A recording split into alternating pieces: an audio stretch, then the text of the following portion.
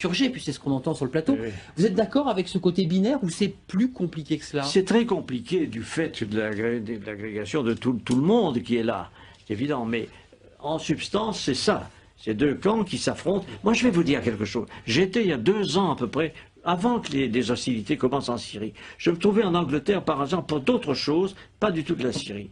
J'ai rencontré des responsables anglais.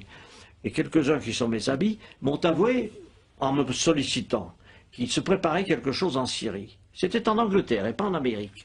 L'Angleterre préparait l'invasion des rebelles en Syrie. Et on m'a même demandé à moi, sous le prétexte que j'étais ancien ministre des Affaires étrangères, si je participerais comme ça. J'ai évidemment dit le contraire. J'ai dit, moi, je suis français, ça ne m'intéresse pas. Mais c'est pour dire que cette opération vient de très loin.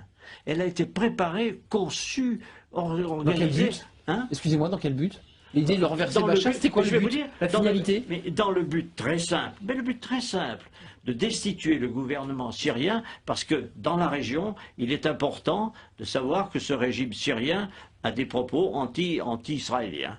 Et que par conséquent, tout ce qui bouge dans la région autour, moi j'ai la confidence du Premier ministre israélien qui remonte très longtemps, qui m'avait dit on essaiera de s'entendre avec le Premier ministre, et avec les États autour. Et ceux qui ne s'entendront pas, on les abattra.